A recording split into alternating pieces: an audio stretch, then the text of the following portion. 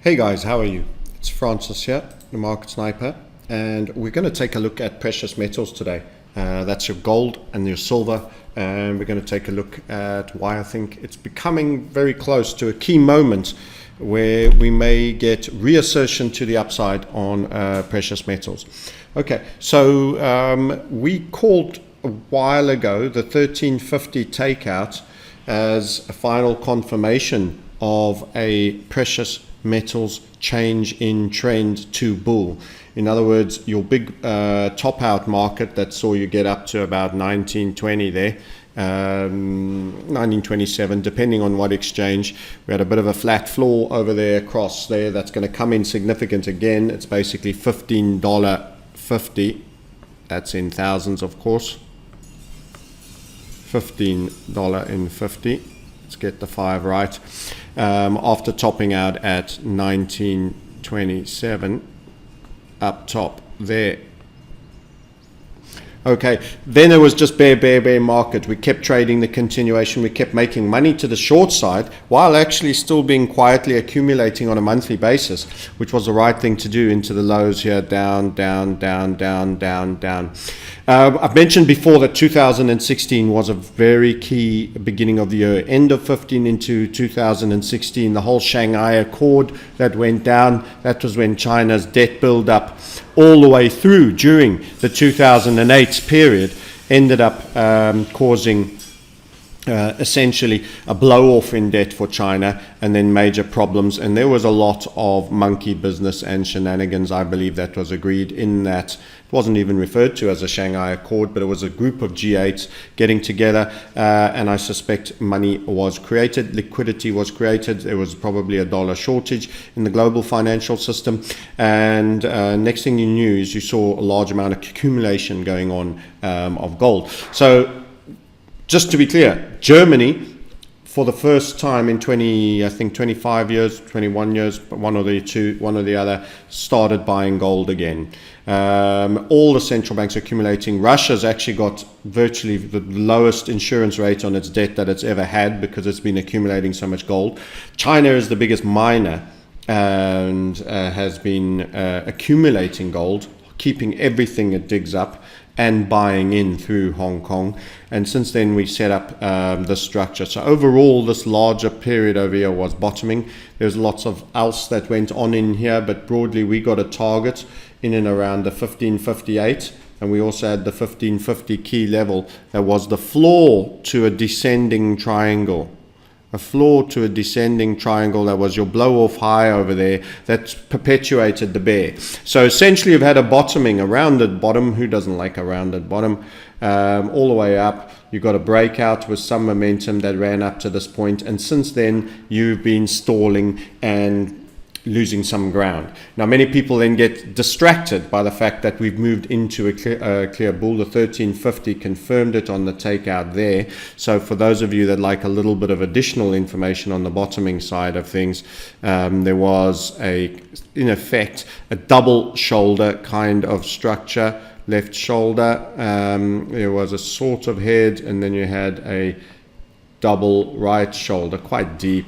I wouldn't call it a traditionally typical head and shoulder. So there was quite a bit of leaning on gold that occurred in the run into 17, and then again round about the back end of 18 into there. So those were again big dips, but they kind of give you double left shoulder, double right shoulder, and your overall head. And that's given us targets for gold of 1687 against the dollar. Listen to what I say, against the dollar, which has been one of the strongest. And we are proponents of the dollar milkshake theory. We think that's an accurate theory, and that there will be shortage in the most insane way. There will actually be a shortage of dollars because there's been a proliferation of debt, dollar denominated debt in countries that can't print dollars for themselves.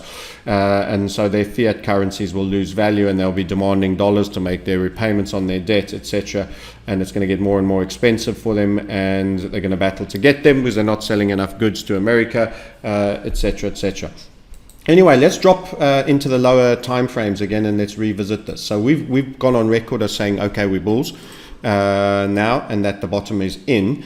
And by the way, we've had similar structure against the other fiats. I want to keep this short, but basically we've got upside HVF structures, which are our most powerful. If you want to find out about the Hunt Volatility Funnel method, these are the best way of trading for me. I would say that, but it's the only way that I've found that's acceptable, that I can have a sustainable edge, and I've tried many things. Pop over to themarketsniper.com, register for our mini series. If you're serious to get started, book for a call. We are there, and you'll talk to a trader who is trading HVF, not salespeople, other traders. So we are trading, and we specialize in that. Anyway, that aside, let's get on with the analysis. By the way, don't forget to like and subscribe the video as well, please. If you want more, and I'm getting more proliferation and it's paying, then it's all good. I put more energy. At the moment, it's been a little bit slow and stagnant, and then I have to, get on with other things in the meantime. So help us proliferate and share if it's worthy of it, if you think. Anyway, so back into here. This is the dollar again, still on gold, and what we've actually been doing is we've kind of been squeezing. You'll see this more clearly in the silver event. So I'm talking about where we are now. Let's pull that in and circle it. And this is a pullback after making both the key touch to the 1550 and a key level that is specific to us, and the HVF method. So you will find that you have a pullback. It's absolutely normal after such an impulsive move. Note that you were in a falling wedge that you broke out extremely high momentum. This would have been exceedingly productive for you if you were getting in at the 1303 mark down here, and even a little lower, and you would have run all the way to 1550. You would have had $250, which on gold and precious metals is a substantial move in quite a short time frame as well. So what have we got now? We've got a bit of a channel inside this falling wedge. For me, overall against the dollar, this could come a little bit more, and there could be one more spill possible. That doesn't mean it can't break out from here, but I have a slight suspicion there might be just one more. We might just need to dip down one more time. So this is not a right here, right now call. In fact, I'm not regulated. This is just my opinion, and I'm talking about my views. So do your own research, and own your own outcomes in all cases. So for me, I think there's a final little squeeze to the downside, possibly on a bit of data, one more visit like that, and then I think the chance is we may get racing again. And then I expect that high to be beaten substantially, and we have further upside targets, some of which I gave you when we were on the macro time frame, north of the $1,600 mark. I prefer actually how the silver chart is shaping up. Remember, you have your gold-silver ratio. I've done a lot of work on that, so I'm not going to do a full-blown recap on that, but essentially we popped just out. Depending how you draw it, you might have just made the boundary, and then we snuck back in a little bit recently on silver, and now we're sliding back down. So down is good for precious metals because it means silver is going to be going up faster than gold. That is usually signs of a bull market. So there is a relationship between them. So XAG/USD, I'm going to bring that one up. Remember that all of these are against the dollar. And actually, the dollar has been one of the strongest currencies. We've got HVF setups that we're sharing in our premium community. As I've said, if you want to become part of that and grab the targets, I think on previous YouTubes I've gave you a little bit of an idea. So you're welcome to have a look through those. But we continually watching this and addressing this. So here again, it's far more clear that there is a compression or a squeeze here on the silver market. You had an excellent break and run there. So in percentage terms, you will have done even better if you'd got in over here. So you would have been down at the 14 level. In fact, in our premium community, we were dealing a little bit earlier with that as part of noticing what we thought was a double bottom with a very small right shoulder. So again, if I just include this little bit of history here and go back into drawing mode, there we go. You kind of had a double bottom there, and then you had a very small right shoulder, and this was a break. That made target very effectively. Then you got the falling wedge to revisit your neckline, which you just spilled through. And after breaking that falling wedge there, as I say, you had about 14.5. You had a run up to 19.6. 14.5, 19.6. You're looking at 5.1 over 14.5. You can see that you've done pretty well there. You would have made a 33.33% move without leverage on that overall move, and it was really, really strong. Again, you've had a pullback, and silver is like the schizophrenic little sister to brother. To its bigger brother gold, and that's why you've had a more sharp reaction down as well. So there's been some strong sell-off legs here that you can see in the silver market down there and down there. Again, a range channel which broke, which we kind of expected. It wasn't ready yet. That's come down. It had another little grind. You'll learn about grind lines if you do a program with us and come and be part of our community. That's it. And another visit to the downside. So you've got a visit to the lower edge of the wedge, and you've also got these points at the leading edge. There's two in there actually. There's one in there. There's a possible one there, and we're right here now. So this is what brings me to the discussion point of this. Is you've got 5 touches on your leading edge of your wedge. You've already got 3 proper base outs on the trailing edge of the wedge. What's going to happen next? And I think there's good news for the precious metal bulls coming, but it may not be immediately. So I'm going to drop into this wedge and give you a little bit of a look-see of how we think about it, and you will see that there's been quite a decent rally after that, what we'd probably refer to as a third impulse. So if we were drawing impulses, we would actually, the wedge is very closely related to the HVF, but just not quite got its stuff fully right by being symmetrical and horizontal of axis. That's why we do axes on wedges. We recognize that it's still a volatility based event, just like the HVF, the Hunt Volatility Funnel setup, which is your model and bestest. But what's happening now? I'm going to drop the time frame. In fact, we're on the daily, so we'll drop it in a little bit, get a bit more detail for you, and you'll see where we are now. Now, in some ways, the daily it's helpful to look at bigger time frame charts. I'm just doing the major errors that traders make at the moment with my community, and we're recording new content on all of that and filtering it out. And people forget the big time frame charts give you direction. The big time frame charts give you the direction.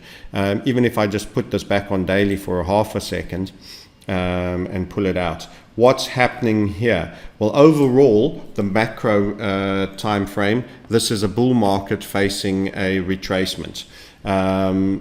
So this is retracing down without the same degree of momentum.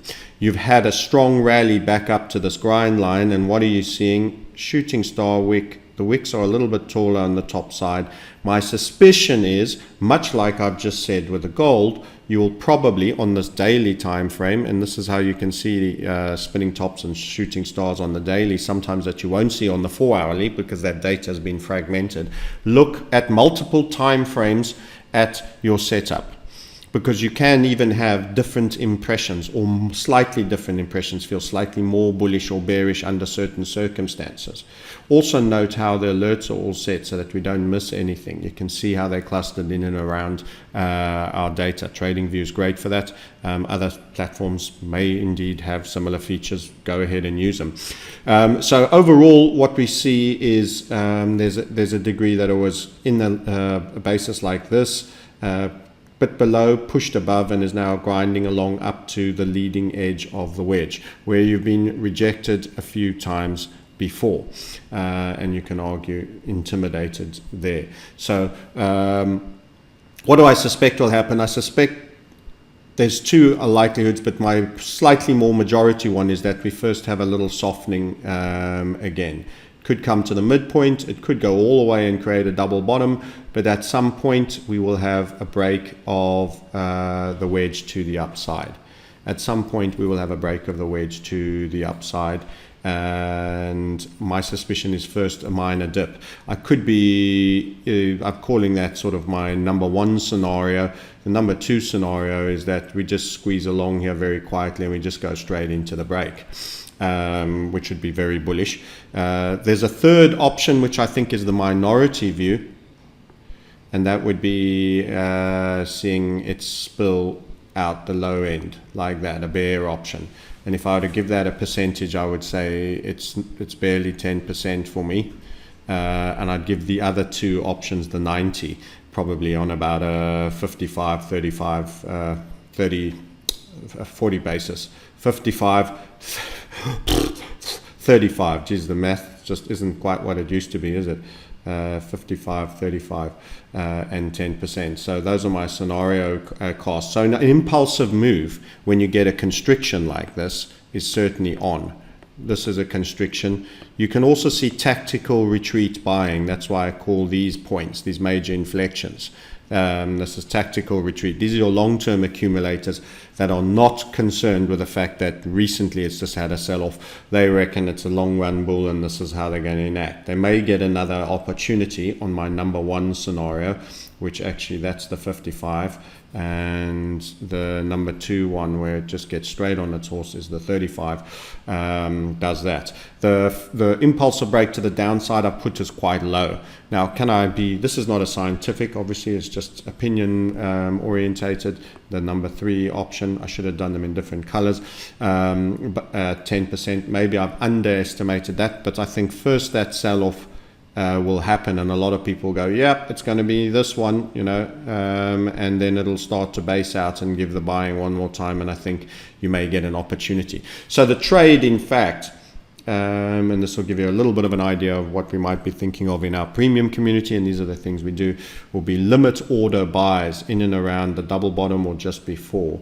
So just sub 16.6, maybe a little above 16.6 and a little below, to capture this block area on a limit order buys and accumulate so that you're buying into weakness. And we're always happier buying into weakness rather than chasing. Don't chase spikes in anything.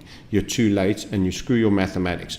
By buying into weakness, you're that little bit earlier than the guy who rushes in on the spike here, gets bad execution, hates his broker, blames his broker, and then slips and ends up being in somewhere over here, and then you get the return move to the wedge before it goes up and he gets shaken out. Being in early means you have some open profit and you sit in your position, and we may catch either a move up to here where it will rest and it might form a larger continuation pattern like a triangle, for example, or it makes go straight to new highs. If it does the continuation pattern, you might want to unload a little bit because then it could ease again and wind up. But overall, bullish. Overall bullish for precious metals. We reassert our bull bias from the 1350 break, and the fact that gold has in fact turned, and precious metals generally. We are also in certain select equities. You need to be in our premium group to see which ones those are. So precious metals miners, select ones, and we're good at doing the relative strength analysis utilizing HVF method, and we are long precious metals. So if you want to find out more about that, book in for a chat below. If you're not sure if you're ready, check more about what we're about. Watch the mini series. I will be at Acapulco in February. Got a very interesting talk that I'm preparing and working on. So I'll be down that side. So come and check us out if you want. We have a tweeted link going out on our Twitter that you can check in with. And if you want to buy bullion, in the YouTube below, there's Bullion Vault links for you to accumulate your bullion on. With regards to that, buy safely. It's important that you don't do ETFs. They will settle you if we moon not in gold but in cash. It's very valuable to have physical that you can collect yourself, even if there's a fee associated with that. You can have different jurisdictions where you can do storage, like Singapore, Switzerland, apart from London and America and Toronto. So you can do all of those elements, and most importantly, it's fully allocated. So once you've accumulated a bar, you can get a reg bar number, and you can go and get it at some point physically later as well. So there's no hypothecation risk. Okay, none of this is advice, it's entertainment. We are looking for that entry right there for the silver market. It'll be slightly more pumpy than the gold. It may come with more repo news and more QE news, who knows, into Christmas. They're going to want the stock market to be goosed into Christmas probably, and orchestrate a Santa rally and a January rally for all the mutual funds and all the mega rich that are deeply into equities at the moment, and the Tel Aviv Brigade. All of them are going to get a Christmas gift, I expect, and who knows, it might also show up in gold as well if there's quantitative easing and other strategies. Maybe it'll just be data misses. Who knows what will be the trigger? I don't know. But on balance of probabilities, we're expecting an impulsive move soon, possibly, or our most likely scenario, after a sell-off event first. Although it might catch you on the hop and break straight. Okay, bye for now, guys. Hope you enjoy that, and we'll see you on the other side. And also, it's coming up to the festive season. I don't always do these things, but whatever religion, whatever faith, enjoy your family time. And thanks for being a fan. Thanks you for sharing, and thank you for commenting as well. We read them, and we're really grateful for that. And we look forward to taking you into 2020. All the best. Bye for now.